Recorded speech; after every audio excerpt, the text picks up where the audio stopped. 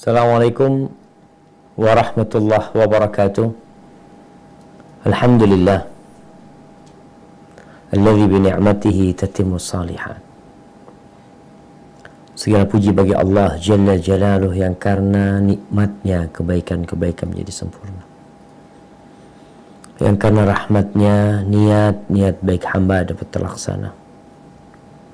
Allahumma salli wa sallim ala sayyidina Muhammadin wa ala alihi wa ashabihi ajma'in.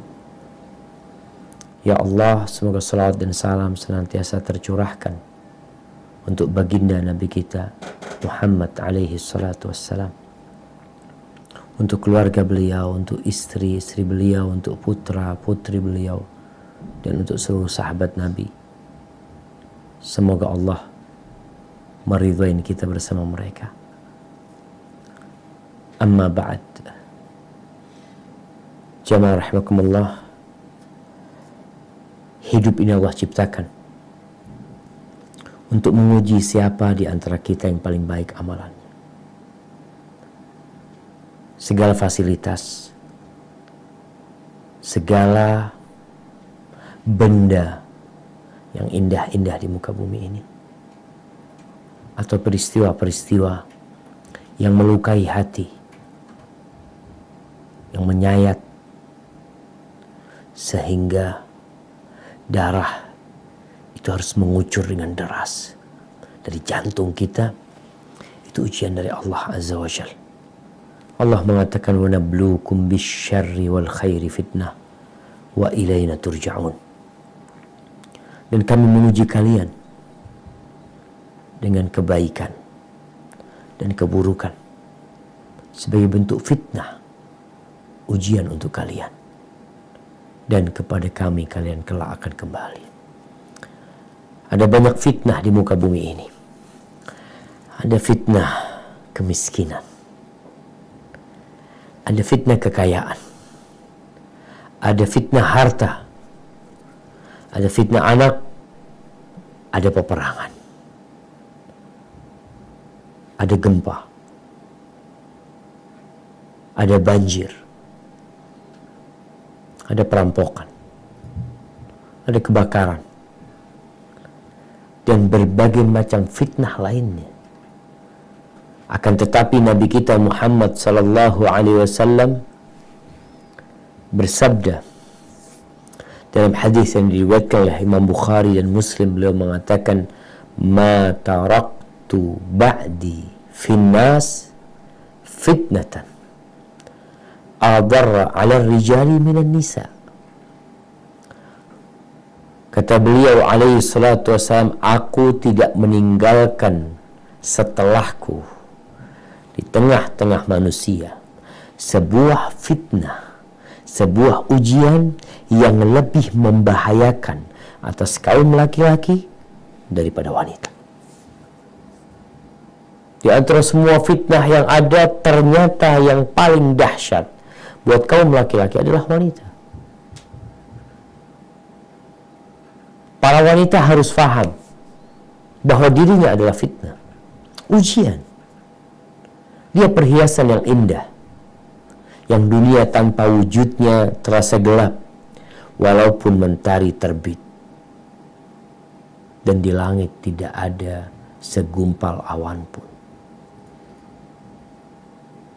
Kedamaian, ketenangan, ketentraman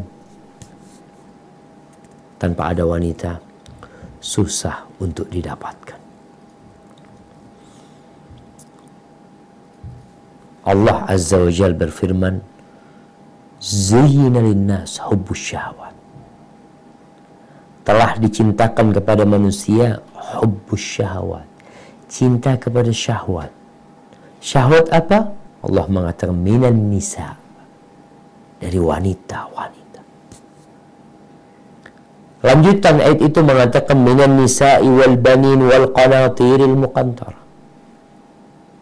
Allah jadikan wanita termasuk cinta syahwat, dan Allah memulai dengan wanita sebelum menyebutkan emas, perak, kendaraan, pertanian, usaha-usaha, sebelum fitnahnya anak, sebelum semua fitnah.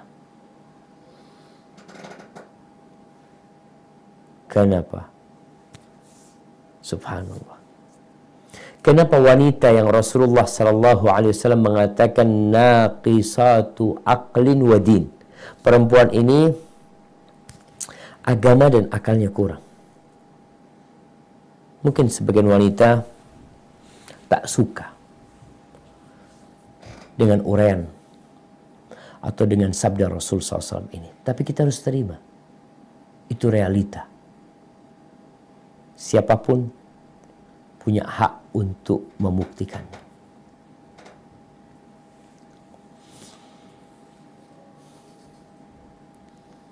Bagaimana wanita menjadi fitnah buat kaum laki-laki yang akalnya kurang, agamanya kurang wanita ini. Ternyata membuat laki-laki melakukan tindakan-tindakan yang menjadikan akal dan agamanya kurang. Seharusnya dia tidak melakukan itu. Kalau akalnya lengkap, nggak mungkin dia. Berapa banyak laki-laki yang korupsi karena wanita? Na'udzubillah. Akalnya di mana? Berapa banyak laki-laki yang akhirnya durhaka, memutus silaturahimnya gara-gara wanita. Lakukan perbuatan dan tindakan yang memalukan gara-gara wanita. Fitnah wanita maksudnya. Berlomba-lomba mencari dunia, lupa dengan halal dan haram karena fitnah wanita. Dalam hadis riwayatkan Imam Muslim dari Abu Sa'id Al-Khudri radhiyallahu anhu bahwa Nabi alaihi salatu wasallam bersabda, "Inna dunya hulwatun khadirah wa inna Allaha mustakhlifukum fiha fayanzur kaifa ta'malun."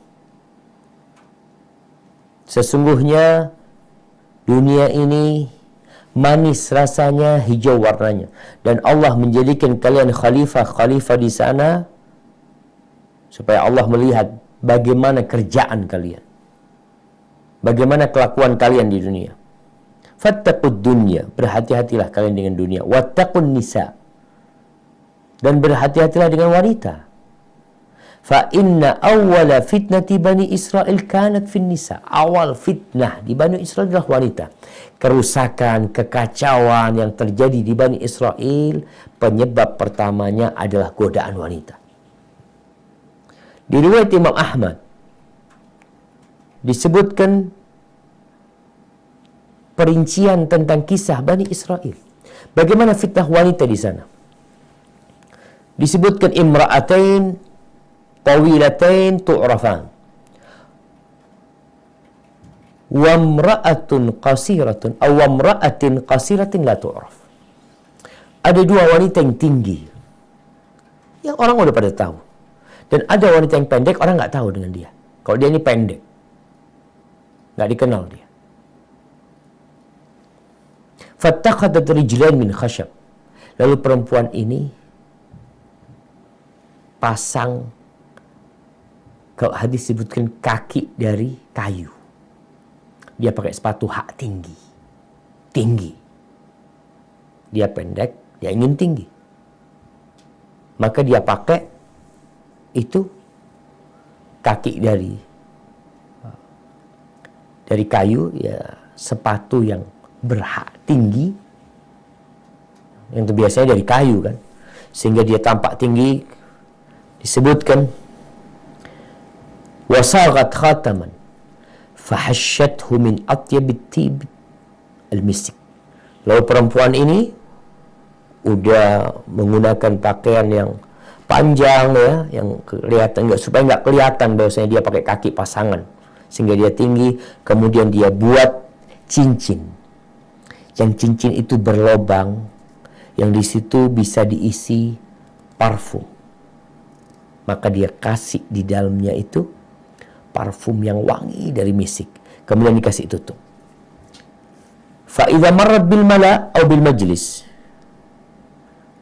apabila dia, ini perempuan yang pendek, yang gak ketahuan kalau dia pendek, kalau dia melewatin laki-laki yang sedang di pinggir jalan atau di majelis ya, atau di satu tempat, maka perempuan ini membuka parfum itu supaya aromanya tercium. Fafaharihu, maka aroma itu tercium sehingga membuat para lelaki pada memandang dia. Dan itu yang terjadi di masa kini kalau kita lihat. Itu fitnah Bani Israel yang dulu sebelum diutusnya Nabi Muhammad SAW. Ternyata perempuan-perempuan dari kalangan Yahudi, mereka udah bikin seperti itu. Bagaimana dia berpenampilan yang indah, yang wangi, menawan. Tujuannya apa? Agar laki-laki memandang dia. Ini perusak nih. Perempuan-perempuan seperti ini perusak generasi. Laki-laki yang sudah beristri gara-gara perempuan seperti ini. Anak-anak orang yang belum menikah gara-gara perempuan seperti ini. Dan memang itulah fitnah wanita. Dan Al-Imam Nawawi menyebutkan bahwa fitnah perempuan ini bukan hanya perempuan yang di luar rumah. Istri pun fitnah. Bahkan fitnah istri ini termasuk besar buat kaum laki-laki. Karena dia senantiasa bersama dia. Dan bicara fitnah wanita, Allah Azza wa Jalla mengatakan, ya ayyuhalladzina amanu, inna min azwajikum wa auladikum aduwwan lakum fahdharuhum. Mungkin perlu dibaca jemaah. Coba dibaca firman Allah Azza wa Jalla di surah At-Taghabun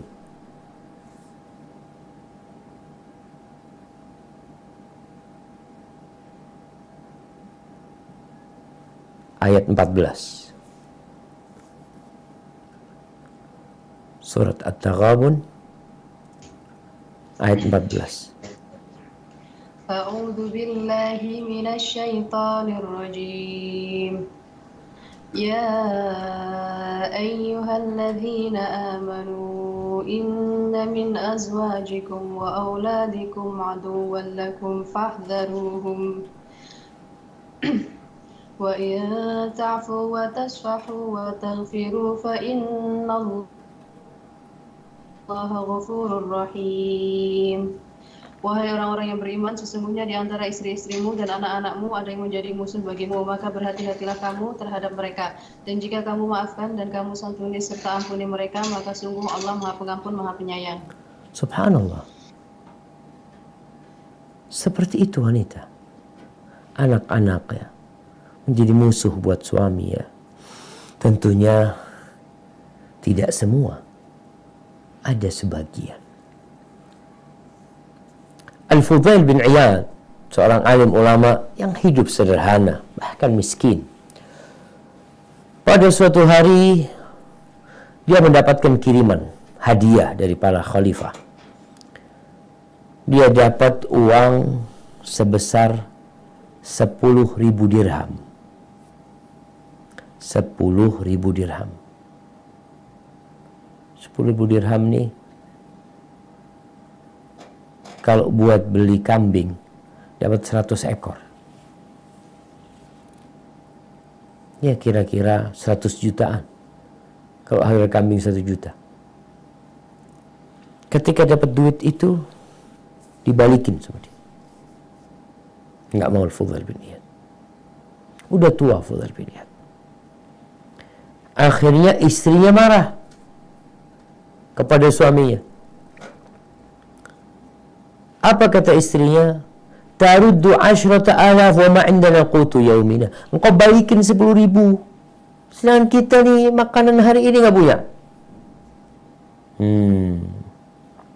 Fudail bin Iyad tahu sama istrinya. Dia mengatakan, mathali wa mathalukum ka qaumin laha baqaratun yahruthuna 'alaiha.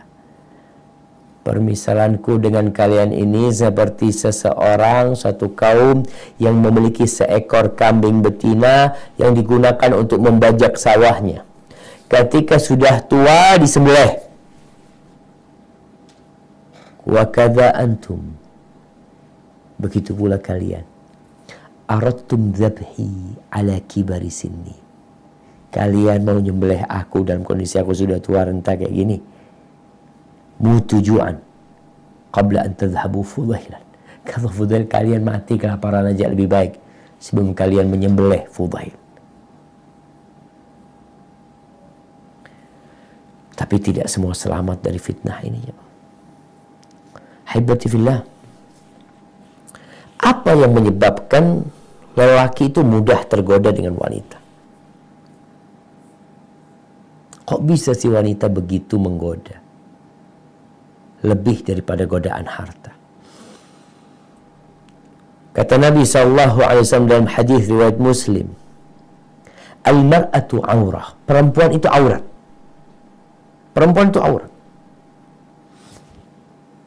Dia sudah aurat perempuan itu. Sesuatu yang harus ditutupin, yang harus dijaga. Lalu kata Nabi SAW, فَإِذَا خَرَجَتْ إِسْتَشْرَفَهَا الشَّيْطَانِ. Kalau keluar, istashrafah syaitan. Subhanallah, anak tadi berusaha untuk memahami apa sih makna istashrafah syaitan. Disebutkan syaitan ini ketika perempuan itu keluar dari rumahnya, syaitan itu langsung memandang. Seperti ini. Dia lihat ya, ada yang keluar nih. Masya Allah. Oh Masya Allah udah keluar nih. Dia lihat-lihat. Kenapa? Karena syaitan punya sarana untuk menggoda kaum laki-laki. Artinya perempuan ini memiliki kekuatan yang bisa dimanfaatkan oleh syaitan. Maka syaitan kalau perempuan keluar langsung disambut sama syaitan. Dia akan godain laki-laki dengan wanita ini karena dia memiliki sesuatu yang tidak dimiliki oleh syaitan.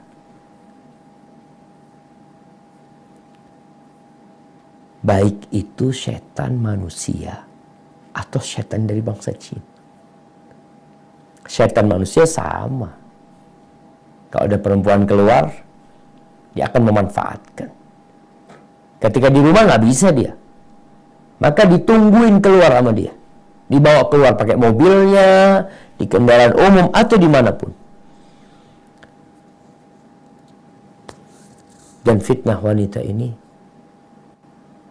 untuk semua kalangan. Jangan dipikir yang sudah umur 70 tahun tidak tergoda dengan wanita. Yang umur 80 tahun, oh udah, nah nggak ada nafsu, nggak ada syahwat, insya Allah nggak bisa digodain sama setan. Setan nggak pernah tidur siang. Dia selalu menggoda manusia selama hayat masih di kandung badan. Apa yang harus kita lakukan supaya tidak terjumus dalam fitnah perempuan? Syariat Islam. Nih kalau ada orang yang masih fobi dengan kalimat syariat Islam, kau tuh nggak tahu bahwa Allah menurunkan syariat ini lebih indah dari semua aturan yang dibuat oleh manusia. Lebih sempurna, lebih menjamin keamanan, kedamaian, kebahagiaan, kelezatan, kesenangan, kemakmuran, keadilan. Itu ada yang di syariat Islam. Kenapa ada yang menentang? Karena nggak tahu. Seperti gelas. Gelas ini airnya bening. Tapi karena dicampurin dengan warna-warni, akhirnya nggak jelas. Tapi ketika disaring kembali, maka kelihatan beningnya syariat Allah ini memberikan kemakmuran buat umat manusia. Syariat Islam berusaha untuk memberikan aturan-aturan yang menyelamatkan kaum laki-laki dan para wanita juga dari fitnah. Contohnya sabda Nabi SAW, iyyakum wad-dukhul 'alan nisa. Kalian jangan masuk-masuk ke tempatnya perempuan. Sekarang laki perempuan dijadiin satu. kalian jangan masuk-masuk ke tempatnya perempuan. Maka kita lihat di masjid itu perempuan di belakang. Oh, ini bias gender ini menindas kaum wanita. Bukan, itu memuliakan kaum wanita. Iyyakumud dukhul al-nisa. Jangan masuk ke tempat-tempatnya perempuan. Waqala Nabi SAW, ketika Nabi mengatakan itu, ada seorang mengatakan, ya Rasulullah, ara'aital hamu. Wahai Rasulullah, gimana kalau ipar yang keluar masuk, gimana? Dia kan masih keluarganya suami. Suaminya nggak ada, dia masuk, keluar masuk, mungkin ngambil sesuatu, betulin sesuatu. Apa kata Rasulullah SAW? Alhamu al-maut. Oh, ipar. Maka ipar itu kematian. Seakan-akan Nabi mengisyaratkan kalau ipar yang masuk itu akan mengantarkan kepada matinya agama seseorang. Bahkan bisa mengantarkan kepada kematian orang yang masuk. Karena ketika dia berzina dan dia sudah menikah, dia akan dirajam sampai mati. Dilarang untuk menjaga keharmonisan rumah tangga. Untuk menjaga kebebasan setiap orang menikmatin keluarganya masing-masing tanpa gangguan yang namanya ada pelakor, ada atau apa namanya seperti itu. Dijaga, nggak boleh masuk-masuk. Kemudian Rasul sallallahu alaihi wasallam mengatakan, la yakhluwanna ahadukum bimra'atin. Tidaklah seorang di antara kalian yang berduaan dengan wanita, yang Nabi melarang, la yakhluwanna ahadukum bimra'atin. Jangan kalian berduaan dengan perempuan yang bukan mahramnya. Fa inna syaitana thalithuhuma. Syaitan itu yang ketiga.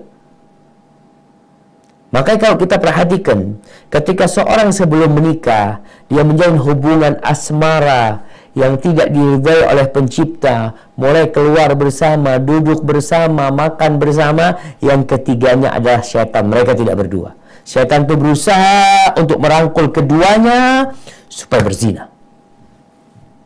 Ketika sudah menikah, syaitan datang lagi, berusaha untuk menarik keduanya. Kalau awalnya dia dari belakang mendorong keduanya untuk berzina, sekarang setan kalau udah menikah dari tengah. Kenapa di tengah? Kan ganggu, iya ganggu supaya ini berdua berpisah. Maka perbuatan yang paling dicintai setan setelah orang menikah adalah perceraian. Sebelum menikah maka zina, karena dia tahu akan merusak nasab, merusak agama seseorang. Nabi SAW membuat aturan. Ketika sholat di masjid, selesai sholat berjamaah, perempuan itu pulang duluan. Laki-laki masih di masjid berzikir, yang perempuan pulang duluan. Dan perempuan sendiri tidak dianjurkan untuk sholat berjamaah di masjid. Di masjid nih, rumah Allah, nggak dianjurkan. Kalau mereka sholat, yang laki berzikir, perempuan pulang duluan. Supaya tidak terjadi campur baur nantinya ketika keluar masjid. Kemudian suatu hari Rasulullah SAW melihat di jalan ini, perempuan sama laki jalan berpapasan ya. Yang kadang-kadang mungkin tersenggol pundaknya, badannya tersenggol. Apa kata Nabi SAW? Istakhirna fa innahu laysa lakunna an tuhaqqiqna at-tariq alaikunna bihafatit tariq. Kalian tolong ke samping, kata Nabi SAW. Kalian jangan jalan di tengah. Yang perempuan jalannya ke samping, yang laki di tengah. Sampai diatur seperti itu, jemaah. Demi menjaga agar dunia ini tetap dirahmati Allah Azza wa Jalla. Karena rusaknya Bani Israel, banyaknya terjadi perzinaan, pembunuhan, anak-anak hasil zina yang bermunculan karena perempuan. Maka Nabi SAW sebagai penghulu yang sayang dengan umatnya, beliau berusaha, yang perempuan jalannya ke samping ya, jangan di tengah. Sampai perempuan itu kadang-kala di masa Nabi SAW kalau jalan di samping itu bajunya nempel ke tembok. dari menjaganya diri mereka. Kalau sekarang laki perempuan jalan bareng, na'udzubillah, berenang bareng.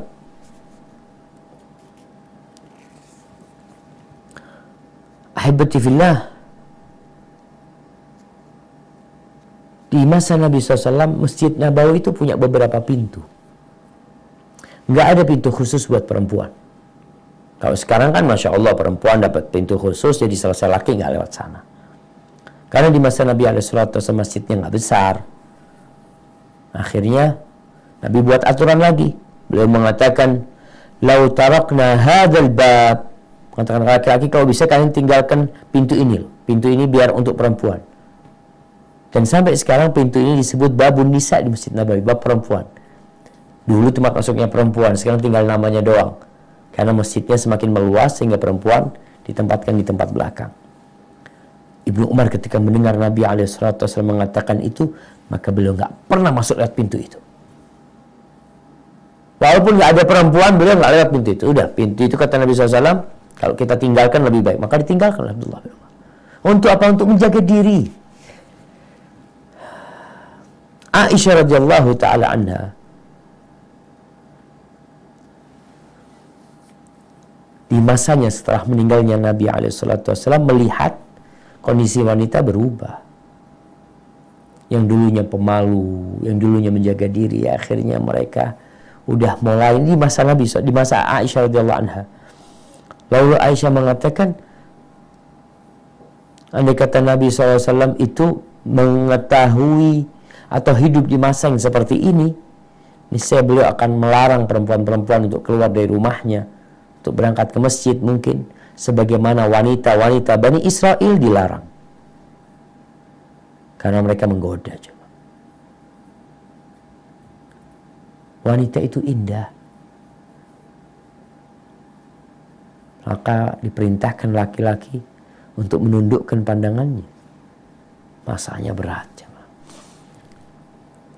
Kalau kita lihat sekarang bagaimana musuh-musuh Islam mengeksploitasi wanita, menjual wanita. Perempuan, oh enggak, kita enggak dijual. Di mana dijual? Mana-mana sekarang. Sampai anak pernah melihat di sebuah bar. Bukan anak masuk bar, jemaah. Sebuah hotel. Sebuah hotel, kalau nggak salah di Abu Dhabi. Di Abu Dhabi, Anda masuk lift, ada iklan di situ. Buat perempuan masuk bar itu gratis dan dapat 3 bir gratis. Oh, itu kan memuliakan wanita. Enggak. Mereka mau beli perempuan dengan harga murah. Karena kalau banyak perempuan di bar itu, banyak laki-laki yang datang. Laki-lakinya yang bayar, perempuannya gratis. Mereka mau jual perempuan. Mereka bikin pakaian-pakaian, ya Allah, jemaah. Berbagai macam perhiasan yang menggoda wanita, pakaian yang ketat, ya. Kemudian make up yang begitu menawan, dan cerita-cerita yang merusak juga banyak. Film-film dibuat untuk menggoda.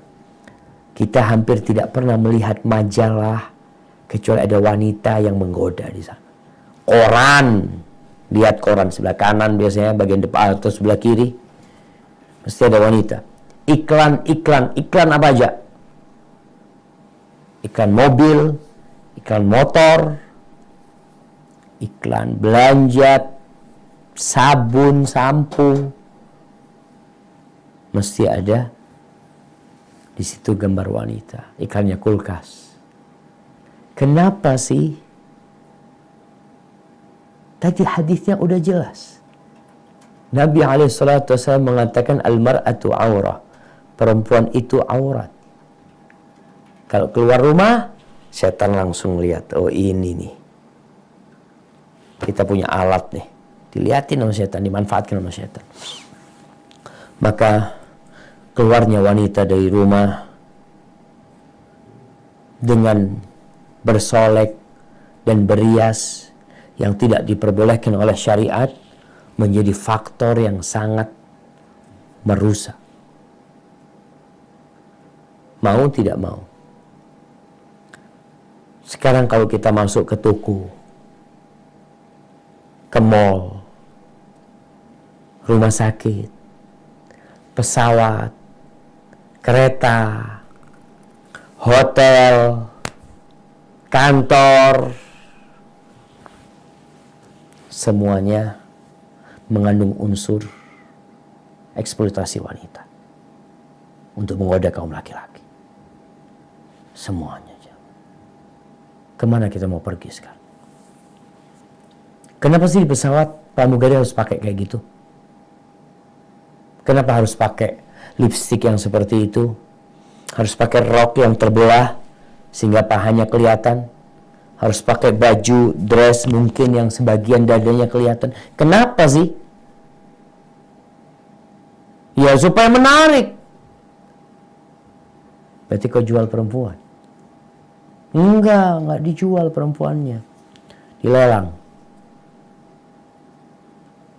Ini sesuatu yang perlu kita pikirkan bersama. Karena ketika perzinaan merajalela, perselingkuhan di mana-mana, anak-anak SMP, SMA, kuliah sudah pada berzina, maka tinggal nunggu azab Allah Subhanahu wa taala ketika kita membiarkan perempuan ini terjadi. Allah di surat An-Nur ayat 31 mengatakan wala yubdina zinatahunna. Perempuan itu jangan menampakkan perhiasan-perhiasan mereka. Ini kata Allah, ini bukan nampakkan perhiasan, seauratnya dia buka. Di surat Al-Ahzab ayat 53 Allah mengatakan wa idza sa'altumuhunna mata'an fas'aluhunna min wara'i hijab. Kalau kalian minta sesuatu kepada keluarga Nabi SAW, minta dari balik hijab, dari istri-istri Nabi. Allah mengatakan di surat Al-Ahzab ayat 32, fala takhda'na bil qaul. Kalau ngomong, tolong ngomong jangan dilemah lembutkan. Kenapa? Fayatma alladhi fi qalbihi marad wa qulna qawlan karima. Maka nanti akan merasa tamak. Di sini ada resiko orang-orang yang jelek hatinya, yang ada penyakit di hatinya, jadi ingin berzina. Ini ngomong biasa. Gimana sekarang perempuan dengan lagu-lagunya, bernyanyi, sudah suaranya dibikin lembut, auratnya ditampakkan. Mau dibawa kemana bangsa ini? Generasi depan itu mau dibawa kemana? Diajarin apa dengan media yang kita lihat, televisi yang ada? Coba acara-acara yang dibuat sama mereka, mana yang mendidik generasi muda untuk menjadi orang yang bermanfaat buat negeri dan bangsanya? Hiburan, hiburan, hiburan, hiburan. Kita hidup bukan untuk berhiburan. Kita hidup untuk membangun kehidupan yang lebih nyata dan abadi. Kita harus serius menghadapi semua ini. Hiburan perlu. Yang bolehlah sepekan sekali ada hiburan. Tapi ternyata acara televisi dari pagi sampai sore, sampai malam, semuanya hiburan. Ada yang bermanfaat, Ustaz. Satu. Apa? Ya, ketika diumumkan masuk azan maghrib waktu Jakarta. Alhamdulillah manfaat tuh. Kita jadi waktu sholat. Setelah itu, lanjut lagi. Haibati fillah, sekarang bagaimana kita menyelamatkan diri kita dari fitnah wanita? Yang wanita juga diperintahkan menutup auratnya, untuk tidak keluar rumah, untuk menjaga pandangannya. Kita bicara yang laki, apa yang harus dilakukan? Yang pertama, jangan melepas pandanganmu. Fitnah itu ada di luar. Kita berusaha untuk memperkecil fitnah yang ada, tapi di diri kita sendiri apa yang harus kita lakukan? Anda sebagai seorang laki-laki, maka ya seperti sabda Nabi SAW, la tudbi'in nadhrah an-nadhrah. Jangan diikuti pandangan dengan pandangan selanjutnya. Fa inna lakal ula wa laysat lakal akhir. Bagimu yang pertama, yang selanjutnya bukan. Maksudnya yang pertama bagimu adalah pandangan yang tidak sengaja. Nggak sengaja lihat perempuan, ya sudah, palingkan pandangannya. Ini adalah istilahnya itu al-wiqayatu khairun minal ilaj. Menjaga lebih baik daripada mengobati. Tindakan preventif itu lebih baik daripada harus pengobatan nanti. Orang kalau sudah menjaga diri agar tidak terkena kanker, alhamdulillah bagus. Tapi udah kena kanker, habis sudah. Naik tuh stadium 1, stadium 2, stadium 3, stadium 4. Makanya udah kasih tahu rokok ini menyebabkan kanker. Jaga jangan ngerokok. Kalau kau tetap ngerokok, rusak nanti. Kau nggak kasihan sama dirimu sendiri. Maka menjaga lebih utama daripada mengobatin. Begitu pula dengan wanita. Ketika kita nggak ngelihat, subhanallah jemaah, kenapa orang buta itu tidak terfitnah dengan wanita lewat matanya? Karena nggak pernah ngelihat, dia nggak tahu kayak apa tuh perempuan. Dan kita pun ketika tidak melihat, ada di ruangan ini umpamanya, ada perempuan lewat di luar sini, bolak-balik dia perempuan. Mungkin perempuan itu dengan rok yang seksi, ya lewat. Karena Anda nggak kelihatan, nggak tergoda Anda. Maka kalau kita lihat teman-teman di Australia, Masya Allah. Kalau di musim dingin, kata teman-teman, Masya Allah Ustaz. Kalau musim dingin, tertutup rapat. Sampai jarinya nggak kelihatan. Wajahnya tinggal sedikit yang kelihatan. Maka tatkala itu biasanya fitnah berkurang. Tapi kan apakah kita menunggu masa itu? Ya, kadang-kala kita perlu menciptakan masa seperti itu. Cari tempat yang kita tidak terfitnah dengan wanita. Dan ada seorang soleh yang mengatakan kepada anaknya, ya bunayya imshi wara al-asad wal aswad wal usud. Imshi wara al-asad wal usud wala tamshi wara amra'ah. Wahai ananda, berjalanlah engkau di belakang singa, tapi jangan berjalan di belakang wanita. Jalan di belakang singa, ada singa, jalan di belakangnya nggak apa-apa. Insya Allah kau nggak akan tergoda, tapi jangan berjalan di belakang wanita. Ya Allah Ustaz, masa seperti itu perempuan Ustaz? Betul. Jadi istilah di barat mengatakan ladies first. Perempuan suruh jalan dulu, nggak berlaku dalam Islam. Perempuan kalau berjalan, engkau ngelihat dia.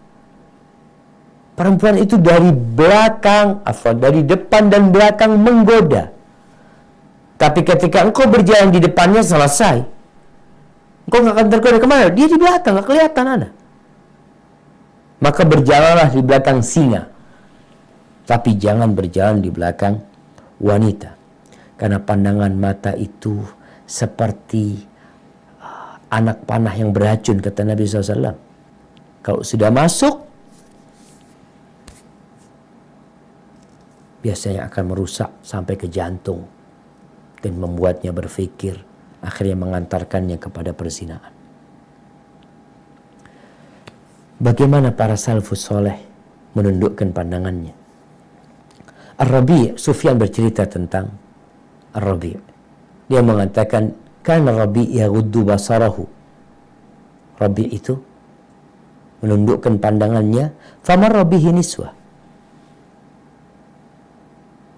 Tahu-tahu perempuan lewat. Maka Rabi' itu menundukkan pandangannya sampai seperti orang buta. Akhirnya wanita-wanita itu berpikir dia ini buta. Mereka mengatakan, ya Allah, na'udzubillah dari buta, na'udzubillah dari tinggal. Padahal dia nggak buta. Dia sedang menundukkan pandangannya. Hasan bin Abi Sinan. Disebutkan Hasan bin Abi Sinan ini berangkat sholat id. Biasanya sholat id banyak perempuan-perempuan memang keluar juga melaksanakan sholat id. Ketika pulang, ada yang mengatakan kepada dia, ya Aba Abdullah, ma ra'ayna idan akthar nisa'an minhu. Kita nggak pernah melihat lebaran seperti ini. Yang paling banyak perempuannya kayaknya sekarang ini. Banyak perempuan yang pada sholat. Memang hal itu menakjubkan. Perempuan banyak sekali yang berangkat ke masjid untuk sholat id. Ketika pulang, dia berjumpa dengan istrinya. Lalu perempuan itu mengatakan, kam min imra'atin hasanatin qad nazartal yawm. Berapa banyak wanita cantik hari ini yang kamu lihatnya. Diam, Hasan tidak jawab. Perempuan ini kadang-kadang nggak perlu dijawab. Kalau nggak nanti ribut. Diam, terus ngomong kayak gitu. Insya Allah bisa cuci mata kau hari ini. Banyak perempuan-perempuan yang bening-bening yang kau lihat. Akhirnya Robi nggak kuat sama istrinya mengatakan, qala wayhaki ma nadartu illa fi ibhami mundu kharajtu min indiki hatta raja'tu ilaiki. Wayhaki, kau tahu, sejak aku keluar dari rumah sampai pulang ke sini, aku tidak melihat kecuali kepada jari jempolku ini. Artinya dia menundukkan pandangannya melihat kepada jarinya. Karena jamaah, kalau sudah memandang, jadi penyakit akhirnya. Kemudian cara yang kedua, apabila seorang lelaki melihat sesuatu yang menakjubkan, pulang ke rumahnya. Pulang ke rumahnya. Maka di sini di rumahnya harus ada istri. Kalau punya rumah, sudah. Hasratnya itu hendaklah dia salurkan kepada istri. Apa kata Nabi SAW? Innal mar'ata tuqbilu fi surati syaitanin wa tudbiru fi surati syaitan. Laki dan perempuan ini tukbil dari arah depan dalam gambaran setan, dari arah belakang dalam gambaran setan. Dia menggoda dia dengan tubuh dia. Fa idza ra'a ahadukum ra'atan fa'ajabathu. Kalau seseorang di antara kalian melihat perempuan yang membangkitkan hasratnya, falyati ahlahu, hendaklah pulang ke keluarganya, ke istrinya. Karena itu akan fa inna dzalika yaruddu ma fi nafsi. Ketika sudah disalurkan hasratnya, selesai sudah. Itu kalau lihat pandang, kalau melihat langsung pulang. Tapi kadang-kadang di rumah nggak ada istrinya. Istrinya sibuk masak, suaminya pulang, mau ngapain ke sini? Kalau ngelihat suaminya pulang tidak di waktu biasanya, ada perlunya dia. Lihat suaminya pulang, langsung siap-siap pakai parfumnya. Ya musuh, ahlan usahlan bang, fadl bang, ingin minum apa? Kalau dia pulang tidak di waktunya pulang, biasanya ada sesuatu. Gimana yang belum menikah? Yang belum menikah ya sabar, sholat, puasa, insya Allah itu akan meredam syahwatnya. Yang ketiga, jangan datang ke tempat-tempat fitnah, tempat-tempat banyak perempuan. Di Indonesia ini kita lihat ada banyak acara, mungkin di luar juga sama di Australia, di Sydney mungkin ada daerah-daerah yang memang akhirnya tempat fitnah tersebut. Banyak perempuan yang tidak berhijab, banyak perempuan yang pakai pakaian yang mini. Kadang-kala di mall, kadang-kala di pinggir pantai, kadang-kala ada acara Car Free Day mungkin. Di beberapa tempat ada tempat senam ya, perempuan dengan pakaian yang ketat, dia goyang-goyang ke sana. Jangan datang ke tempat itu. Karena ada pemuda yang kata, Ustaz, ana udah puasa sunnah Ustaz, tapi kok fitnah, godaan syahwatnya belum mati. Datang ke tempat itu masalahnya. Maka hindari tempat-tempat fitnah itu. Pergi, menjauh. Insya Allah kau akan selamat. Kemudian yang keempat, kalau ada perempuan yang godain, hendaklah laki-laki ini tidak menoleh. Jangan menoleh. Jangan digubris, jangan diladenin. Kadangkala via handphone ngobrol dulu ya, ini laki-laki kadangkala nggak usah dia curhat ini itu macam-macam. Kalau sudah mulai menjurus ke sesuatu yang kayaknya nggak bagus, matikan handphonenya, blokir nomornya, selesai. Insya Allah kau selamat. Jurej, ketika ada wanita yang datang menggoda dia, tinggal sama jurej. Nggak dihawil, nggak diladenin, dan alhamdulillah itu menyebabkan Juret selamat dari godaan perempuan tersebut. Tapi kadang-kala laki-laki ini ya udah imannya lemah, dia ladenin tuh perempuan sehingga dia terjerumus kepada perzinaan. Kemudian yang kelima jamaah, Yang terakhir, sebelum kita masuk ke sesi tanya jawab, ketahuilah bahwa zina mata itu akhirnya nanti kepada zina yang benaran, yang menyebabkan pelakunya akan terlaknat, yang menyebabkan pelakunya akan dihukum dengan hukuman yang menjijikkan, dilemparin batu sampai mati. Itu azab di dunia. Sedangkan azab di akhirat, bagaimana Rasulullah SAW menjelaskan bahwasanya laki-laki perempuan itu akan dibakar dalam tungku, dalam kondisi telanjang dibakar, ketika panas mereka naik ke atas tapi nggak bisa keluar. Terus masuk, turun lagi, naik lagi ke atas, nggak bisa keluar. Dan na'udzubillah, orang yang berzina sekali, kalau nggak segera bertobat, balik lagi dia berzina. Mungkin kau mengatakan, enggak, insya Allah aku udah tobat. Biasanya ada panggilan-panggilan untuk mengulangi zina itu.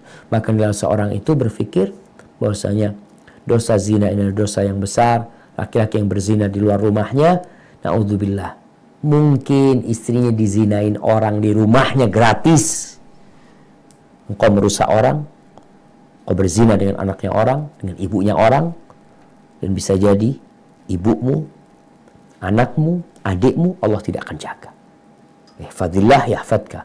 Kau jaga Allah, Allah akan menjagamu. Dan balasan itu sesuai dengan amalan yang dilakukan. Kalau kita tidak godain anak orang, kita jagain anaknya orang, insya Allah anak kita akan dijaga sama Allah Azza wa Jalla. Hadza wallahu a'lam bishawab. Itu yang bisa kita kaji pada kesempatan kali ini. Kita akan buka sesi pertanyaan yang agak panjang.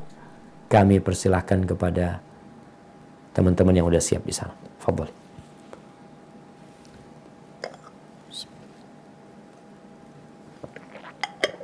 Assalamualaikum.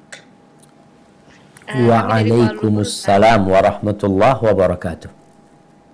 Bolehkah wanita saat keluar rumah memakai perhiasan yang umum digunakan seperti cincin kawin atau gelang yang tidak terlalu berlebihan ukurannya, atau jam tangan? Apakah dibolehkan, Ustadz? Barakallahu fiik. Nah, ada perhiasan buat wanita yang memang nampak. Perempuan itu tidak boleh menampakkan perhiasannya. Tapi memang ada yang kata Allah SWT, illa ma dhahara minha, kecuali memang perhiasan yang nampak, nggak bisa disembunyikan. Apa yang tidak bisa disembunyikan? Ini menurut pendapat yang rajih, tangan perempuan dan wajahnya bukan aurat. Tapi kalau dia pakai cadar akan lebih mulia buat dia. Maka kalau tadi ditanyakan pakai cincin, maka boleh dia pakai cincin. Karena memang itu yang nampak di diri dia. Tapi kalau gelang, boleh pakai gelang, tapi bukan untuk ditampakkan. Pakai jam silahkan. Tapi kalau akhirnya harus menyingkap lengannya supaya kelihatan gelangnya, itu nggak boleh. Karena ada perempuan yang pakai baju itu, nah ini harus hati-hati. Nggak semua pakaian kadang-kala ada kancingnya. Terkadang ketika dia angkat akan nampak.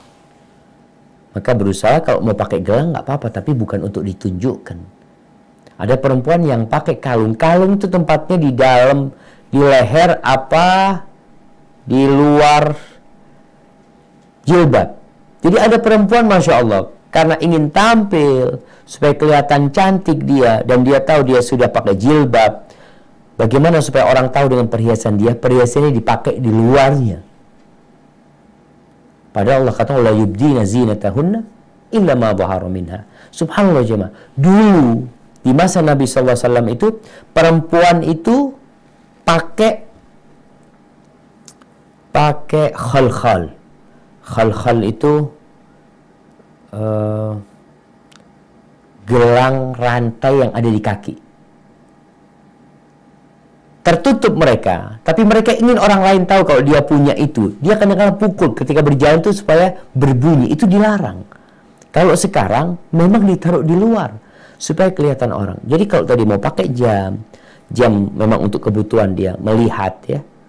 Kemudian kalau dia mau pakai gelang, yang penting gelang itu tidak nampak, karena tempatnya gelang itu ada di lengan yang masih masuk aurat. Seperti itu. Hadza wallahu a'lam bissawab. Nah. Oke. Barakallahu fiik Ustaz, kami dari Brisbane. Iya, pertanyaannya mengenai hijab, memakai jilbab itu kan sebagai perlindungan terhadap wanita. Bagaimana wacana sekarang yang menganggap bahwa wanita yang memakai jilbab atau sudah tertutup pun masih diperkosa, atau anak kecil itu terjadi pelecehan seksual. Jadi istilahnya itu dibilang bahwa memakai jilbab itu pun tidak menjamin perlindungan terhadap wanita. Bagaimana menjawab syubhat yang seperti ini, Ustaz? Jazakallahu khairan. Barakallahu fiik. Subhanallah jamaah. Bicara syubhat ya. Ana baca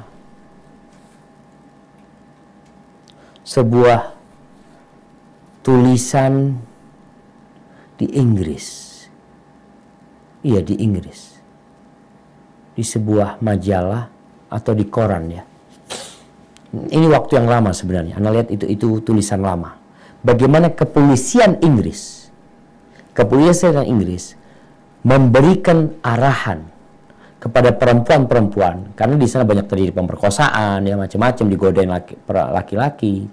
Maka diberi arahan di sana. Yang pertama, arahannya supaya mereka pakai baju yang tertutup, yang sopan. Ini karena mereka bukan muslim. Pakai baju yang tidak menggoda. Sebutkan. Kemudian yang kedua, menghindari tempat-tempat yang sepi. Yang ketiga, kata dia, kalau ada laki yang mengikuti dia, berusaha dia untuk nyebrang jalan sana, nyebrang lagi. Kelihatan kalau dia masih mengikuti, maka berarti dia mau berbuat jahat kepada perempuan ini. Maka dia minta tolong kepada kepolisian, kepada pihak yang berwajib. Subhanallah, yang pertama ditulis oleh koran Inggris, arahan dari pemerintah Inggris pada waktu itu agar wanita berpakaian sopan. Jadi kalau bicara wanita tetap diperkosa walaupun pakai jilbab, ya tidak bisa kita kita bisa menjaga, berusaha. Perempuan dalam rumah diperkosa, dibunuh dalam rumah, di dalam rumahnya. Apakah kemudian nggak menjamin orang di dalam rumah itu nggak diperkosa gitu? Berarti ya udah perempuan keluar rumah aja. Perempuan dianjurkan untuk di dalam rumah. Jadi kalau tadi ada cerita bagaimana ada wanita yang pakai jilbab masih diperkosa, coba dilihat berapa persen perempuan yang pakai jilbab diperkosa. Bagaimana kejadiannya? Dia berjalan sendirian. Perempuan diperintahkan dalam Islam untuk tidak berduaan dengan laki-laki. Perempuan dianjurkan atau diperintahkan untuk tidak safar kecuali dengan mahram. Artinya syubhat yang tadi itu sebenarnya syubhat yang lebih lemah daripada rumahnya laba-laba. Karena sejatinya secara data, kalau kita bicara data lah, coba dilihatlah di mana banyak terjadi pemerkosaan. Apa penyebab terjadi pemerkosaan? Apa penyebab terjadinya pelecehan? Bercampurnya laki dengan perempuan. Sampai di Meksiko, jemaah di Meksiko, Ana benar-benar heran. Sebelum Indonesia itu membuat busway itu ada bagian depan buat perempuan, bagian depan buat laki-laki. Kemudian ada gerbong-gerbong komuter itu yang untuk perempuan, yang untuk laki-laki. Sebelum Indonesia melakukan itu, di Meksiko udah dilakukan. Kenapa? Karena mereka melihat kalau bercampur laki sama perempuan, perempuan dizalimin. Dan ini ternyata Islam udah ngajarkan dari dulu. Jadi syubhat-syubhat seperti itu sebenarnya syubhat ya omong kosong yang tidak berdasarkan data, tidak berdasarkan penelitian, yang ada hanya kebencian kepada Islam. Barakallahu fikum. Nah.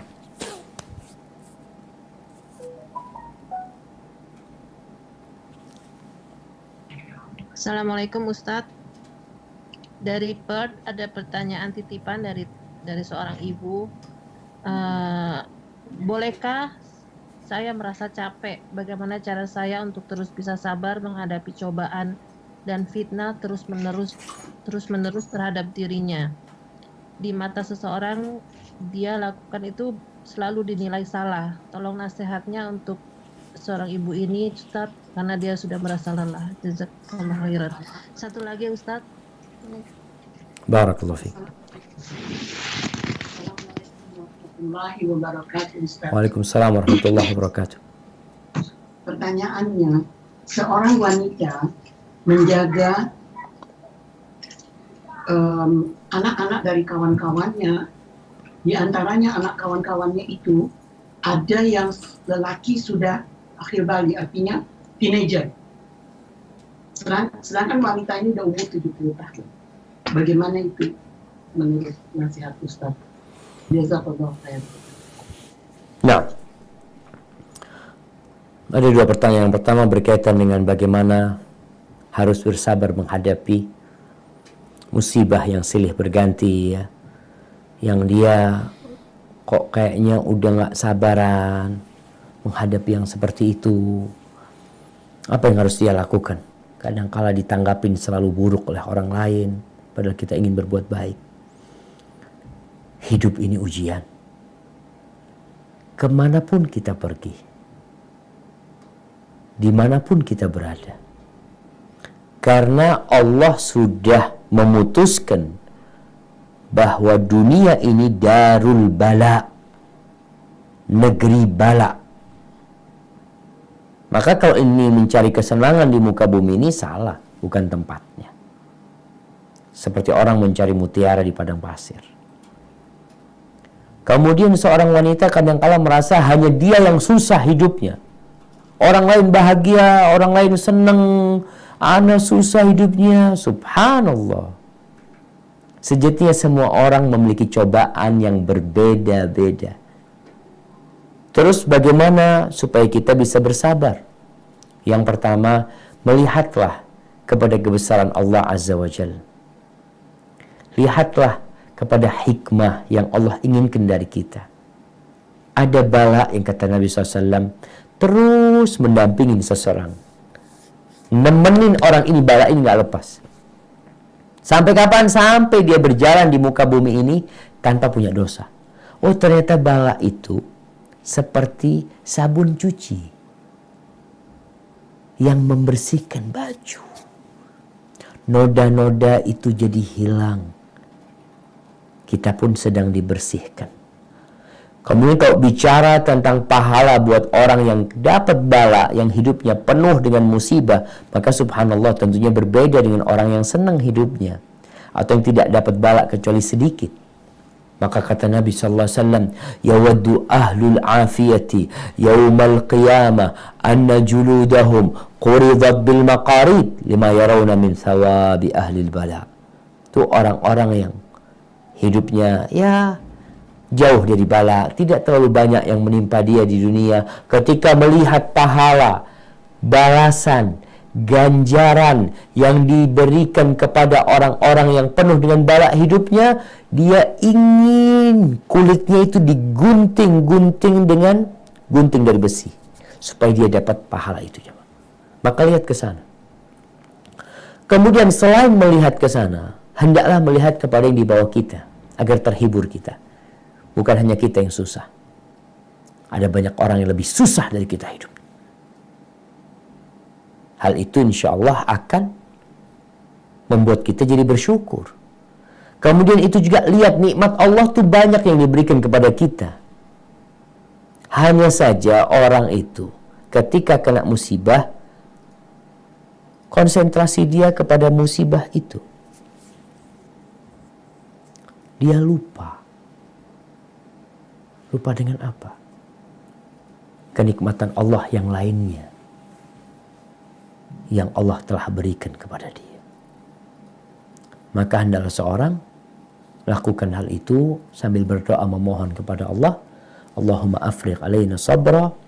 Dan ketika dia sudah mulai kehabisan energi untuk sabar, maka cobalah dia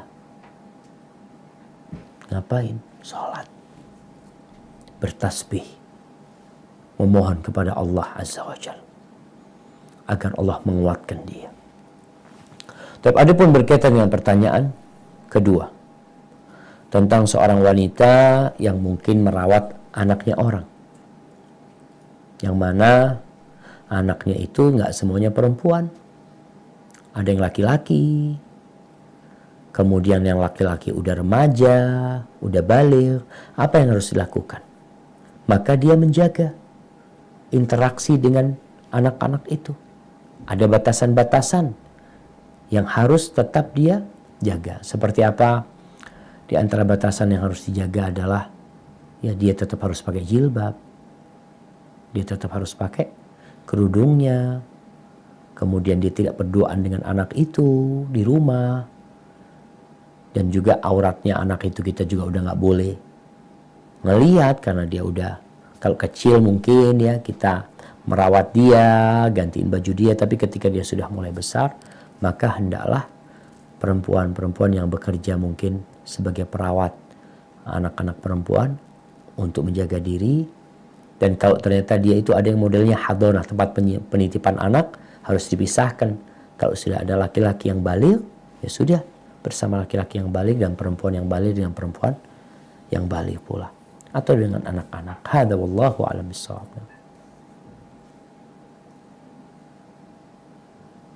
Nah, silakan. Assalamualaikum Ustadz. Waalaikumsalam warahmatullahi wabarakatuh. Kita dari Melbourne mau punya 2 pertanyaan. Yang pertama, ada travel mengurus jamaah untuk pergi umroh. Travel ini memberikan keringanan pergi umroh dulu, terus habis itu boleh bayar bertahap, Ustadz. Bagaimana menurut Ustadz? Mohon pencerahannya. Yang kedua, di Indonesia kan kita ketahui banyak yang ikut senam-senam, terus kadang mereka pakai jilbab, tapi pakai aksesoris, pakai make up. Kebetulan saya ada family yang udah cukup umur, beliau janda. Saya mau menasehatinya Ustadz agar dia tidak tersinggung. Mohon pencerahannya Ustadz, gimana caranya kita kasih nasihat untuk beliau. Jazakallah khairan. Assalamualaikum. Barakallahu fiik. Subhanallah jemaah. Nah, berkaitan dengan pertanyaan pertama, yaitu ada travel umroh yang menawarkan untuk berangkat umroh gratis, bukan gratis, bayar pulangnya. Jadi bayar secara bertahap ketika sudah pulang dari umroh. Berkaitan dengan hal ini, Allah Azza wa Jalla mengatakan, walillahi 'alan nas hajjul baiti man istata'a ilaihi sabila. Sesungguhnya Allah Azza wa Jalla memiliki sebuah kewajiban atas umat manusia untuk berkunjung ke rumahnya bagi yang mampu. Bagi yang mampu. Baik itu haji atau umrah, berkunjung ke rumah Allah ini untuk yang mampu. Yang tidak mampu nggak wajib untuk berangkat ke sana. Kalau dia mau berangkat dengan berhutang, maka ingat bahwa Rasulullah SAW berlindung dari hutang. Jangan bermudah-mudahan untuk berhutang. Ini travel sekarang yang ada dalam benak kebanyakan mereka adalah mencari keuntungan sebesar-besarnya. Mencari jamaah sebanyak-banyaknya. Dengan menawarkan tadi, mamanya bayarnya setelah pulang. Kalau engkau memiliki sesuatu yang bisa dijaminkan untuk membayar, mungkin boleh berangkat. Tapi kalau nggak ada, jangan. Karena kalau engkau mati meninggalkan hutang, orang yang mati syahid, orang yang mati syahid, ketika dia punya utang, maka subhanallah, tidak akan masuk surga sampai dia melunasi hutang. Maka nasihat ana, berusahalah untuk tidak berhutang, kecuali punya jaminan yang bisa untuk membayar itu. Tapi kalau mengatakan enggak, insya Allah Ana bisa nyicil dengan gaji bulanan. Ketika engkau meninggal dunia, engkau nggak punya gaji bulanan. Selesai sudah urusanmu. Dan akan menjadi beban buat keluargamu nantinya. Padahal itu bukan sesuatu yang harus engkau kerjakan. Seperti itu. Barakallahu fiik. Taib. Lalu berkaitan dengan pertanyaan kedua ya, yang memiliki tentang senam yang udah pakai jilbab tapi tetap pakai aksesoris ya, tetap make up macam-macam tuh perempuan jamaah. Padahal udah umur ya, kadang kala dia udah janda apalagi ya, tetap dia itu ingin menarik orang lain untuk memandang dia. Gak berhenti jamaah. Subhanallah. Ini pertanda memang godaan wanita ini dahsyat sekali. Lalu bagaimana kita memberikan nasihat kepada orang-orang seperti ini? Kasih nasihat tentang iman terlebih dahulu. Tentang hakikat kehidupan. Tentang bagaimana seorang muslim seharusnya hidup di muka bumi ini. Dengan cara seperti itu, ingatkan dia dengan akhirat ya. Ingatkan dia dengan surga Allah Azza wa Jal. Kemudian sampaikan bahwasanya banyak perintah-perintah Allah yang harus kita kerjakan ya. Larangan-larangan yang harus kita tinggalkan. Kemudian baru berbincang tentang seorang muslimah itu seharusnya jaga diri. Jangan sampai dia menjadi penyebab lelaki tergoda sama dia. Dan setan tuh senangnya di sana tadi. Ini perempuan kalau keluar rumah langsung dijaga sama setan. Tadi dilihat dari jauh, wah ini dapat dia buruan untuk memburu yang lainnya. Jadi sekedar buat umpan untuk berburu yang lainnya. Dan subhanallah perempuan itu kalau dalam rumah itu hampir nggak mau bermake up. Dan Allah tanya sama yang dari mana aja. Ana mau tanya, yang dari Melbourne. Ana mau tanya dari Melbourne. Kenapa perempuan itu kok baru bermake up kalau keluar rumah?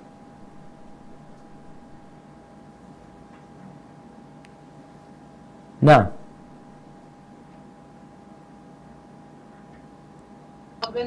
Alhamdulillah dari Melbourne kalau keluar nggak ada yang pakai make up. ya kita lihat perempuan umum, bukan Melbourne, banyak tuh perempuan. Kalau keluar rumah semua pakai make up. Kalau dalam rumah nggak bermake up mereka.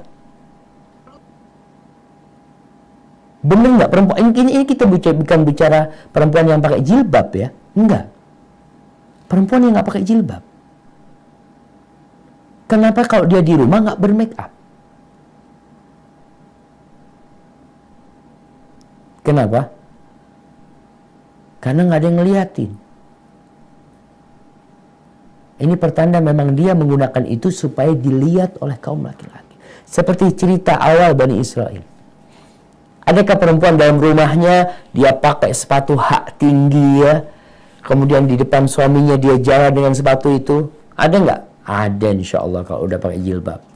Kalau udah ngerti agama, masya Allah, dia biasanya akan berusaha untuk menghibur suaminya. Suaminya datang dia pakai sepatu yang bagus, pakaian yang indah, karena tujuan dia memang menghibur suaminya. Maka kasih nasihatlah perempuan-perempuan yang seperti itu untuk bertakwa kepada Allah Azza wa Jalla, untuk berharap pahala dari Allah dan tidak menggoda laki-laki yang seharusnya mereka menundukkan pandangan, tapi kita memang ingin dia melihat kita dan memandang kita.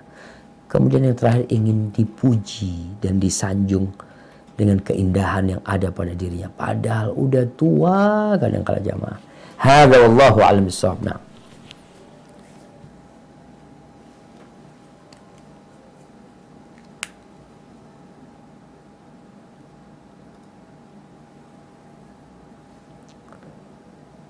Nah, silahkan.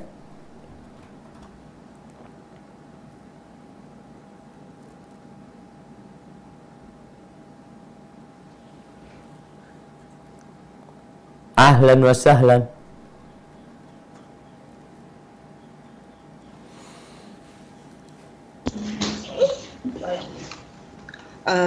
Barakallahu fiik Ustaz, saya membacakan pertanyaan dari Canberra. Siap. Yang pertama, bagaimana hukumnya bersalaman dengan kakak ipar maupun keponakan laki-laki yang berbeda jauh umurnya dan kakak ipar itu sudah kita anggap sebagai kakak atau bapak sendiri, sedangkan keponakan laki-laki dari suami sudah kita anggap sebagai adik sendiri. Yang kedua, satu-satu aja biar nggak lupa Ustaz.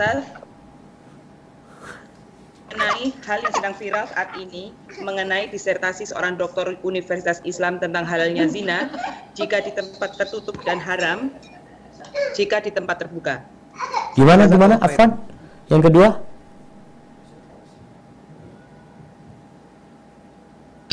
Yang kedua, bagaimana pendapat Ustadz mengenai hal yang sedang viral saat ini mengenai disertasi seorang doktor Universitas Islam tentang halalnya zina jika di tempat tertutup dan haram jika di tempat terbuka.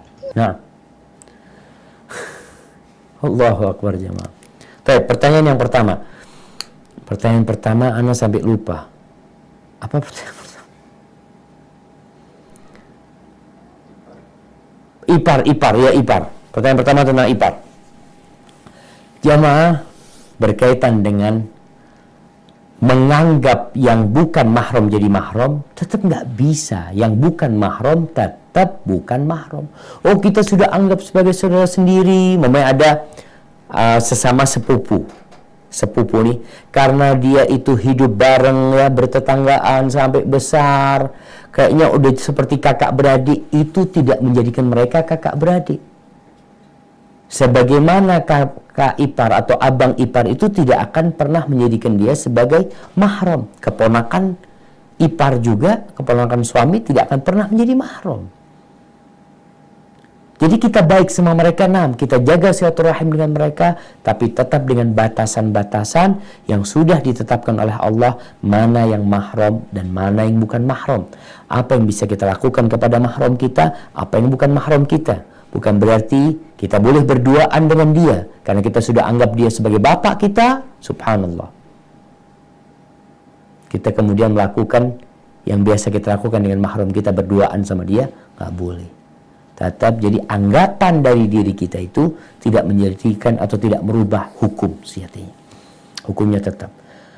Kalau yang kedua berkaitan dengan viralnya sebuah disertasi yang berpandangan bolehnya berzina. Dia tidak mengatakan berzina ngomongnya. Karena kalau bicara bolehnya berzina, nggak ada yang membolehkan zina. Mereka bahasanya bolehnya melakukan hubungan seksual.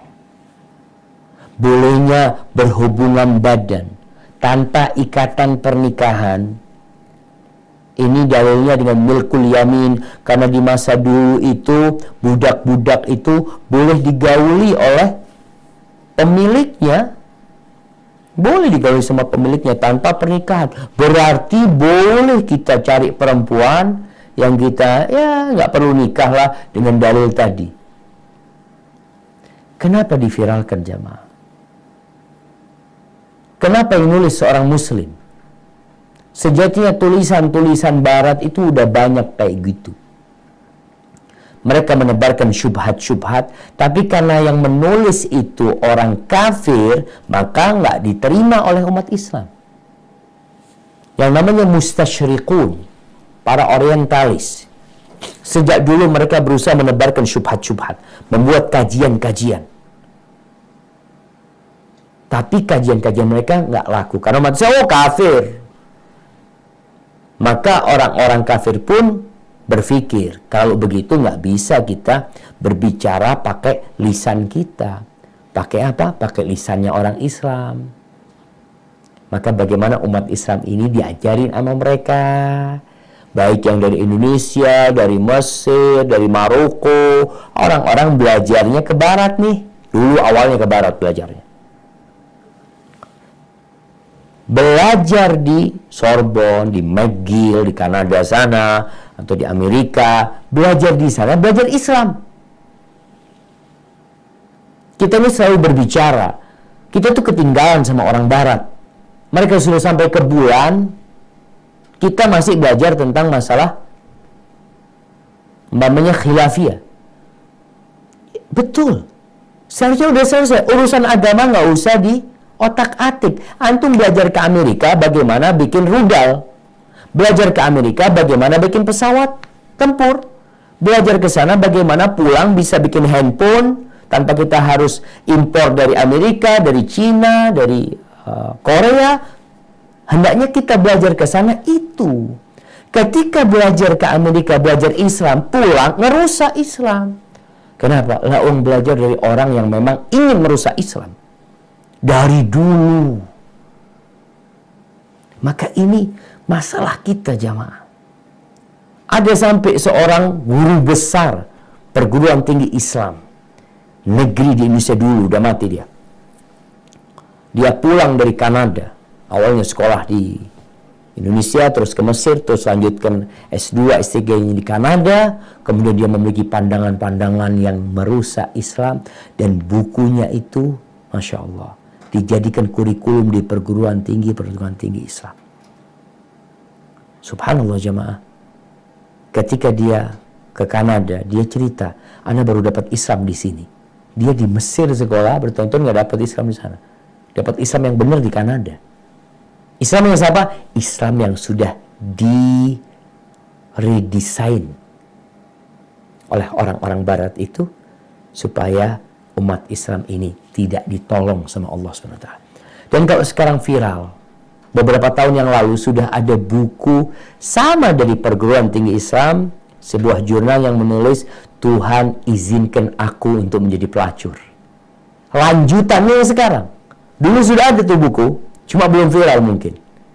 Karena ya masih banyak ulama-ulama yang menentang. Tapi sekarang muncul nih yang seperti ini. Jadi dulu judulnya Tuhan izinkan aku untuk menjadi pelacur, sebuah memorial yang ditulis dengan anggapan bahwasanya apa sih bedanya pernikahan dengan pelacuran? Pernikahan itu hanya kantong-kantong sperma laki-laki. Dan sama yang dibungkus dengan buku hijau pernikahan sama aja dengan yang pelacuran itu sendiri. Dan mereka mengatakan yang kita lihat sekarang, dulu pelacur, nggak ada lagi pelacur, sekarang disebutnya PSK. Semua muaranya itu adalah untuk merusak, dan wanita ini adalah yang jadi korban sebenarnya. Dia yang jadi korban sebenarnya. Hanya para wanita merasa dia bisa hidup bebas, dia bisa bekerja semau dia, keluar semau dia, masuk semau dia, dengan laki mana dia akan berzina dia lakukan itu. Tapi bahasa-bahasa agama ini mulai dihilangkan untuk mengikis keimanan sebenarnya. Maka nggak usah diviralkan. Kita itu kadang-kadang memviralkan sendiri. Udah banyak orang yang jauh dari agama baca itu, oh bagus ini. Sehingga mereka ketika berzina tidak lagi merasa berdosa. Dulu orang berzina, ini bedanya bid'ah dan maksiat. Ketika orang melakukan kemaksiatan, dia tahu ini dosa. Dia berzina, ini dosa. Ketika masalah syubhat, yang fitnahnya syubhat, kemudian dia bikin sesuatu aturan agama yang baru, dibungkus seakan-akan agama membolehkan. Dengan pemikiran dia itu, bagaimana orang akan bertobat? Ketika dia melakukan perzinaan, yang dibilang hubungan seksual di luar nikah, tapi yang ada sandarannya dalam agama, sehingga itu seakan-akan boleh, gak akan pernah bertobat. Yang ada, ya memang kiamat udah deket ya ma. Tapi kita harus berusaha. Jangan sampai Allah Azza wa Jal menjadikan kita orang-orang terburuk. Yang terjadi kiamat itu kiamat tidak akan terjadi kecuali yang tersisa di muka bumi adalah orang-orang yang paling buruk pada waktu itu. Hadza wallahu a'lam bissawab. Nah.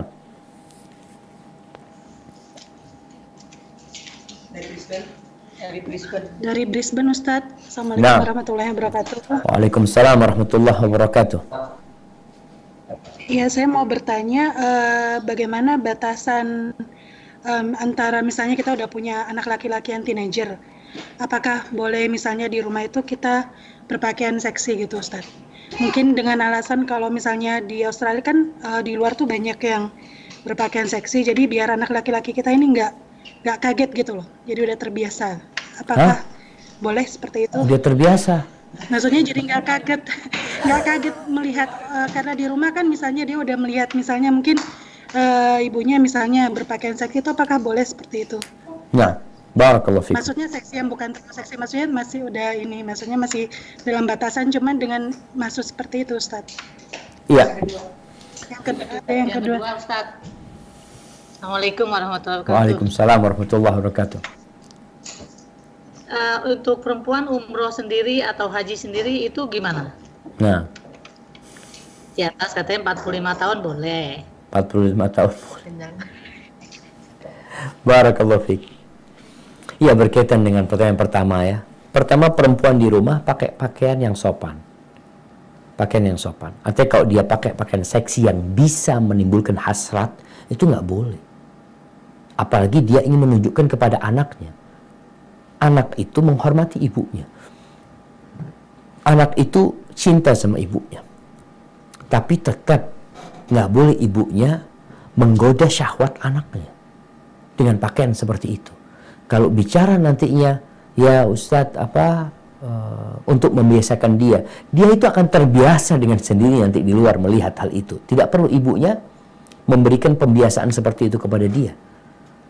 Tapi ibu pakai pakaian seksi, artinya kalau pakaian yang sopan ya, pakaian yang mungkin dia pakai rok, pakai baju yang sopan di depan suaminya, nggak ada masalah. Anaknya yang penting tadi jangan sampai menimbulkan syahwat ketika berpakaian di depan mahram-mahramnya, tetap dengan pakaian yang sopan. Adapun anaknya nanti di luar, kita kasih penjelasan. Wallahi jamaah, kalau bicara di luar itu pakaian seksi, mau nggak mau, sekarang kita berangkat kemanapun. Jangan di Australia, di Indonesia. Anak-anak kepingin main di mall, mamanya kemana. Pemandangannya nggak ada yang enak sebenarnya. Maka kita benar-benar harus mendidik anak kita dengan keimanan. Dengan cara apa? Kita katakan ketika melihat sesuatu yang menggoda, tundukkan pandanganmu. Seperti itu. Hadza wallahu a'lam bishawab.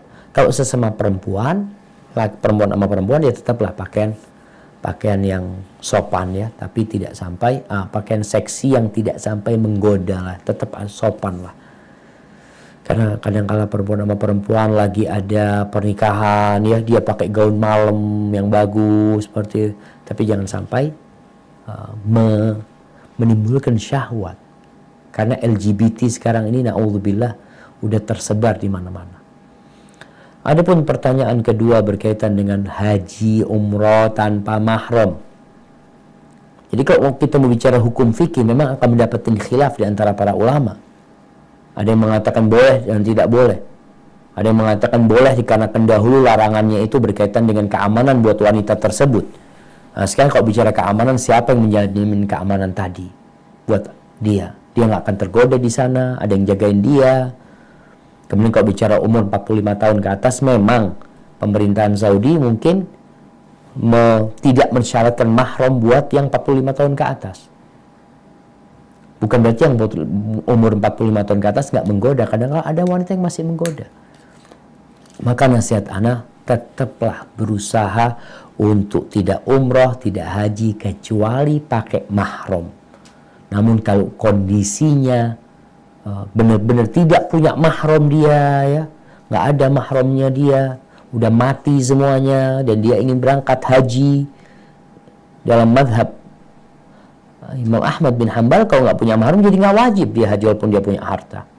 Tapi dalam madhab lainnya, kalau memang dia, dalam madhab Syafi'i kalau nggak salah, kalau memang sudah nggak ada mahram, maka dia bisa berangkat dengan jaminan teman-teman perempuan yang akan menjaga dia. Hadza wallahu a'lam bishawab. Nah.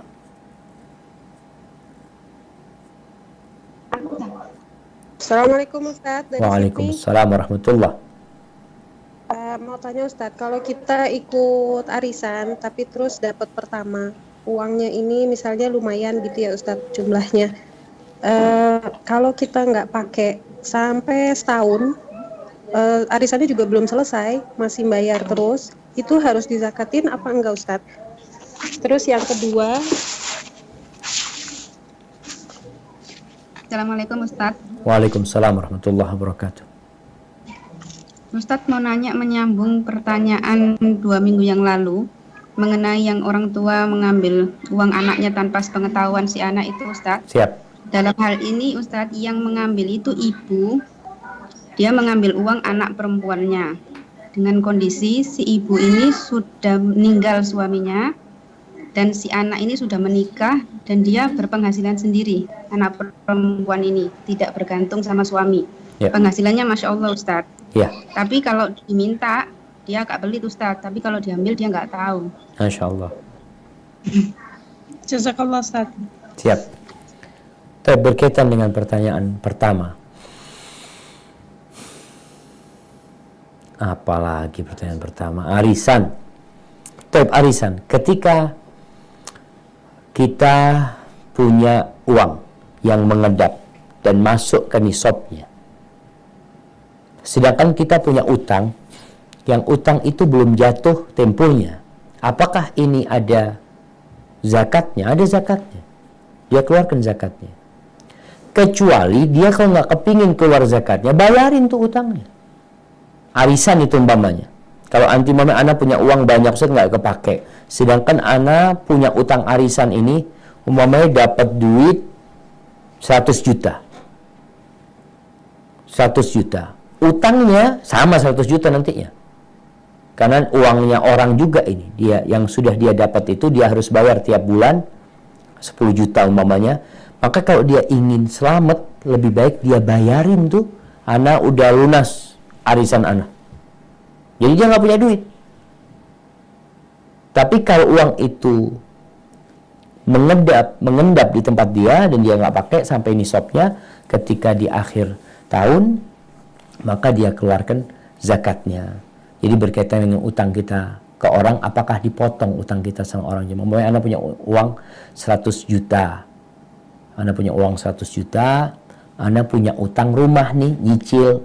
Rumah ini masih sisa 300 juta. Memang nyicilnya sampai 10 tahun. Apakah Anda nggak wajib zakat? Wajib zakat. Pendapat yang lebih kuat wajib zakat. Karena memang ketika itu engkau punya uang itu. Kecuali uang itu kau bayarkan, kau nggak punya uang. Tapi kalau masih ada pada dirimu dan engkau tidak melunasi utangmu, maka hendaklah mengeluarkan zakatnya. Adapun menyambung pertanyaan yang lalu. Jelas sekali pertanyaannya. Ibu ini ngambil harta anak perempuannya yang punya penghasilan sendiri, bukan mengambil harta suami putrinya. Ketika dia memang memerlukan uang tersebut, maka dia ambil dengan cara yang baik. Khudhi bil ma'ruf. Ambil dengan cara yang baik. Untuk kebutuhan. Bukan untuk berfoya-foya, bukan untuk bermegah-megahan. Insya Allah tidak masalah dia mengambil harta putrinya yang itu memang milik putrinya sendiri, bukan milik suaminya. Kemudian sang ibu mengambil dengan cara yang baik. Karena seorang anak punya kewajiban berbakti kepada orang tuanya. Ya, berbakti sama orang tuanya itu salah satunya dengan harta. Kecuali perempuan ini nggak punya harta, anak nggak punya harta, Ustaz, harta itu harta milik suami. Maka ketika itu nggak boleh ibunya ngambil harta suaminya akhirnya. Hadza wallahu a'lam bissawab. Nah. Dari Perth Ustadz. Assalamualaikum warahmatullahi wabarakatuh Ustaz. Waalaikumsalam warahmatullahi wabarakatuh. Pembahasan yang soal hutang tadi, Ustadz, misalnya saya punya hutang, lalu saya sakit, terus saya sudah mengucapkan sama suami saya akan melunasi hutang saya kepada seseorang. Suami saya udah tahu bahwa saya punya hutang sama seseorang, tapi suami saya belum tahu orang itu siapa. Tapi saya udah niat untuk bayar hutang itu sebelum saya misalnya meninggal duluan, umpamanya begitu Ustaz. Tapi saya udah ada niat untuk bayar. Bagaimana Ustaz, kembali ke soal hutang yang tadi Ustaz jelaskan? Gimana? Afwan. Niatnya baru mau mati baru niat. Sebelumnya nggak niat mau bayar. Ya niat, maksudnya bukan gitu Ustaz. Maksudnya niat. Gimana? Anak-anak jadi nggak paham. Ini niat. Kan niat mau bayar utang. Iya kan. Saya misalnya udah bayar, udah dicicil gitu Ustaz, misalnya gitu. Dalam proses pencicilan utang. Oke. Ya misalnya. Nah terus karena misalnya saya sakit, saya bilang sama suami saya gitu misalnya. Bilang dan itu untuk apa? Ya untuk bayar, untuk menyelesaikan hutang itu. Tapi iya, seandainya terjadi apa-apa sama saya udah bilang sama suami saya mau melunasi hutang. Tapi saya belum nyebut nama orang itu, nama yang saya punya hutang itu, tapi saya keburu meninggal gitu. Gimana dengan niat itu? Kalau gimana niat, ya niat bayar. Tapi kalau nggak dibayar, belum bayar berarti. Udah bayar, udah dicicil. Belum lunas kan? Iya, berarti kalau belum lunas, mati meninggalkan hutang. Iya, nah suami saya tuh mau lanjutin pelunasannya itu, tapi suami saya nggak tahu orangnya siapa gitu. Oh, oke. Jadi masalahnya anti minta suami melanjutkan pembayaran itu. Nah, tapi suami nggak tahu. Maka di sini karena nggak disebutkan namanya. Maka di sini tugas keluarga, tugas keluarga. Penting keluarga ini ketika keluarganya meninggal dunia, hendaklah dia menanyakan kepada teman-temannya ya. Kalau abah ana punya utang, kalau ibu ana punya utang, atau kalau hal ana punya utang, tolong datang ke ana akan lunasin insyaallah. Seperti itu. Jadi kalau umpamanya akhirnya tidak terlunasi utangnya, apakah anti tetap dosa? Tetap menanggung itu. Makanya pentingnya mencatat hutang. Karena niat saja, insya Allah jemaah, kalau orang niat, semoga Allah mudahkan. Tapi bukan berarti dia telah melunasi hutangnya. Dan bagi orang yang telah menghutangi orang lain, kemudian orang itu meninggal dunia, dan dia tahu ahli warisnya, maka seharusnya dia ngasih tahu ahli warisnya. Kenapa? Karena sebelum pembagian waris itu, Allah Azza wa Jalla menyuruhnya untuk dikeluarkan dalam pembayaran hutang dan wasiat. Kemudian gimana kalau pemilik uang ini nggak ngasih tahu? Enggak lah, anak akan tagih di akhirat. Nggak boleh engkau. Engkau dosa juga. Karena tuh keluarganya nggak tahu.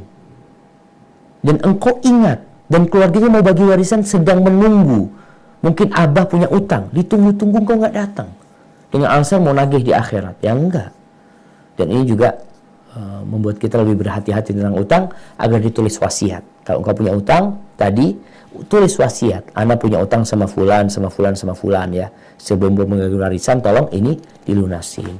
Hadza wallahu a'lam bishawab. Pertanyaan terakhir.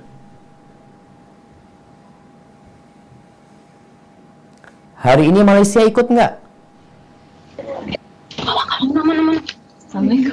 Assalamualaikum Pak Ustadz. Waalaikumsalam warahmatullahi. Dari mana nih? Melbourne. Melbourne lagi, balik lagi gitu ke Melbourne. Ini Pak Ustadz mau nanya nih, apakah jika wanita yang kerja buat keluarganya itu termasuk sedekah? Terus yang kedua, boleh nggak nambah lagi? Jangan banyak-banyak, satu cukup. Satu lagi dong Pak Ustadz, apakah wanita wajib salat Jumat?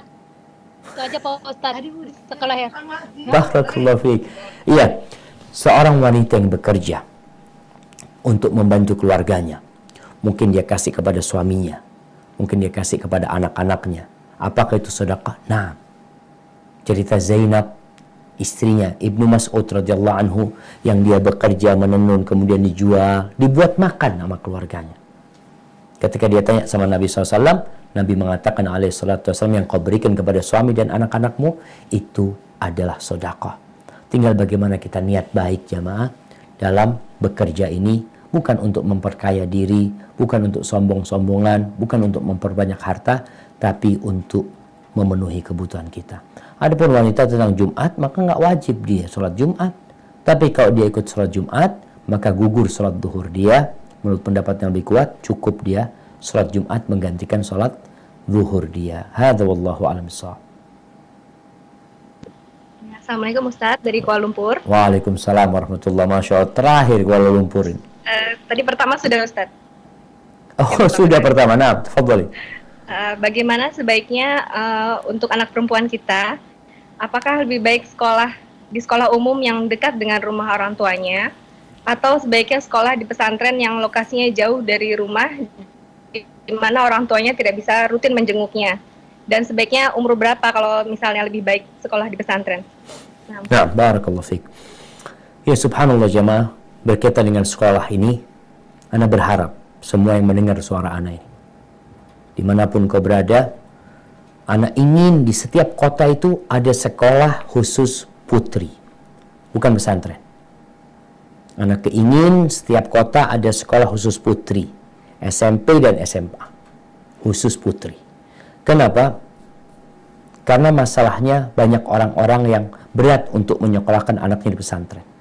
Tapi dia takut untuk menyekolahkan putrinya di SMP atau SMA umum. Karena bercampur laki perempuan. Dan sudah banyak kejadian perzinaan-perzinaan di sana karena memang mereka berada di lingkungan yang memudahkan untuk berzina. Orang tua takut. Banyak orang-orang itu yang seperti itu. Apa solusinya? Ya kita yang harus berpikir.